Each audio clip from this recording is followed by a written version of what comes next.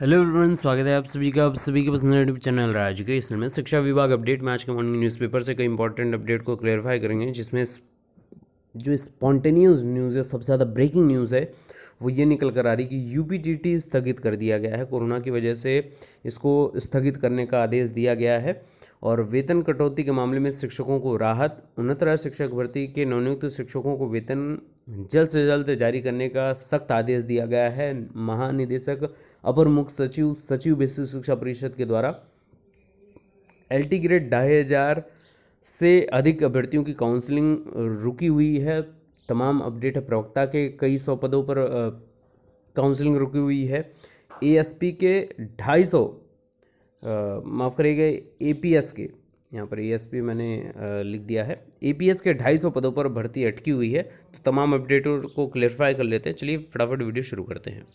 तो मित्रों, जो सबसे बड़ी ब्रेकिंग न्यूज़ है वो यही है, यूपीटीटी 2020 कोरोना संक्रमण के चलते शिक्षक पात्रता परीक्षा यानी टीईटी 2020 स्थगित की जाएगी।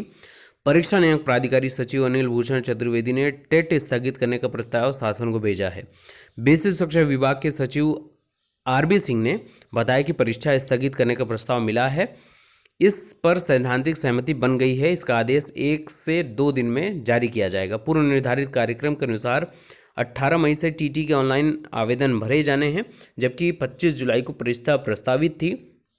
अब उसको ये बड़ी ब्रेकिंग न्यूज़ निकल कर आ रही है कि उसको स्थगित करने का आदेश शासन को अनुशंसा भेज दी गई है और एक सैद्धांतिक सहमति बन गई है कि इसको जब तक कोविड जैसे हालात हैं, जब तक सारी स्थितियां सामान्य नहीं हो जाती हैं, तब तक टीटी 2020 नहीं लाया जाएगा। और यहीं आपके न्यूज़पेपर में भी है कि कोरोना संक्रमण के चलते स्थगित होगी टीटी 2020। अब सबसे महत्वपूर्ण बात आपको मैं यहाँ पर बता दूँ कि जो आने वाली नई शिक्षक भर्ती है, वो कई लोगों का मैं देखूंगा कि वो लोग सोच रहे होंगे कि 2018 टीटी के हिसाब से हम दे देंगे या 2019 टीटी हम पास हैं या सीटेट पास हैं, उसके हिसाब से हो जाएगा। तो ऐसा आपको देखने को नहीं मिलेगा। जब तक UP TET UP TT conduct नहीं होगा, तब तक नई शिक्षक भर्ती नहीं आएगी। इस बात को बहुत अच्छे से, लॉजिकल बात है ये, क्योंकि विभाग, देखिए कई लोग सोचेंगे कि ये कैसा बात है, ऐसा नहीं होगा। देखिए रीज़न उसके पीछे मैं वैलिड क्या देता हूँ, अगर आप लॉजिक खुद ही लगाओगे तो आपको खुद समझ में आएगी। विभाग कभी भी कम लोगों को बैठाकर एग्ज़ाम नहीं दिलवाएगा। रीज़न क्या है? पहली बात तो प्रचार प्रसार करेगा विभाग कि हम 51,000 नई भर्ती लेकर आ रहे हैं, तो यूपी टीटी में नंबर ऑफ कैंडिडेट की संख्या अपने आप बहुत ज़्यादा बढ़ जाएगी। पहली बात, जो सीटेड भी क्वालिफाई होंगे कई बार, वो भी यूपी टेट आकर देंगे। रीज़न है उसका ना। और जितने ज़्यादा लोग होंगे उतना ही सरकार के पास इकट्ठा होगा पैसा, राजस्व। पहली बात।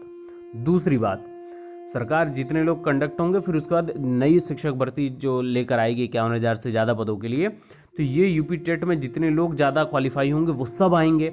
सीटेट में जितने पहले से क्वालिफाइड हैं वो सब आएंगे। टीटी जो पहले से क्वालिफाइड वो सब आएंगे। यानी कि नंबर ऑफ कैंडिडेट की संख्या अपने आप बहुत ज़्यादा बढ़ जाएगी। और जितने लोग आएंगे उतने फॉर्म भरेंगे, उतने पैसे आएंगे, राजस्व इकट्ठा होगा। तो ये लॉजिकल बात है। और इसीलिए जब तक टीटी नहीं होगा तब तक आपको नई शिक्षक भर्ती देखने को नहीं मिलेगी। दूसरी जो महत्वपूर्ण बात है, मैंने मॉर्निंग में आपको अपडेट दे दी है कि नवनियुक्त शिक्षकों को जल्द वेतन का आदेश बेसिक शिक्षा परिषद और निदेशालय, अपर मुख्य सचिव और सचिव बेसिक शिक्षा परिषद ने स्पष्ट कहा है कि हम निदेशालय स्तर पर, बेसिक शिक्षा परिषद के स्तर पर विश्वविद्यालय और बोर्डों की पैरवी करेंगे कि जितनी जल्दी हो सकता है प्रमाण पत्र का सत्यापन हो सके। जो हम लोग लगातार बात उठा रहे थे और जिस प्रकार से न्यूज़पेपर मीडिया कर्मी भी इस बात को स्पष्ट तरीके से, जितने भी पत्रकार हैं वो भी बात उठा रहे थे कि शिक्षक जो संक्रमित हैं वो इलाज नहीं करा पा रहे हैं पैसे की वजह से, आर्थिक तंगी की वजह से। और इसको देखते हुए सख्त निर्देश महानिदेशक स्कूली शिक्षा अपर मुख्य सचिव रेणुका कुमार, सचिव बेसिक शिक्षा परिषद की ओर से सभी बीएसएस को निर्देशित किया गया है कि जितनी जल्दी हो सकता है उतनी जल्दी आप प्रमाण पत्र का सत्यापन कराइए। तो उम्मीद है कि हफ्ते भर के अंदर आपको बड़ी अपडेट देखने को मिल सकती है वेतन संबंधित। कई दिनों से एलटी ग्रेड के अभ्यर्थी लगातार कमेंट कर रहे थे कि सर एलटी ग्रेड के बारे में कुछ अपडेट दीजिए। तो यूपीपीएससी कर्मचारी और अफसर संक्रमित हैं, चयनितों की नियुक्ति फंसी हुई है। प्रवक्ता के 712 पदों पर एलटी ग्रेड शिक्षक के 2,500 अभ्यर्थियों की होनी है काउंसलिंग। यूपीपीएससी और उच्च शिक्षा निदेशालय से लेकर शासन स्तर तक प्रभावित हुआ है कामकाज। कोविड संक्रमण ने उत्तर प्रदेश लोक सेवा आयोग, उच्च शिक्षा निदेशालय और शासन में कई अफसरों एवं कर्मचारियों को भी अपनी चपेट में ले लिया है। ऐसे में शिक्षक भर्ती के चयनित अभ्यर्थियों की नियुक्ति प्रक्रिया फंस गई है। अभ्यर्थी अब अफसरों एवं कर्मचारियों के स्वस्थ होने का इंतजार कर रहे हैं ताकि इंतजार समाप्त हो और औपचारिकताएं पूरी हों और काउंसलिंग की प्रक्रिया पूरी कराकर नियुक्ति पत्र जारी किए जाएं।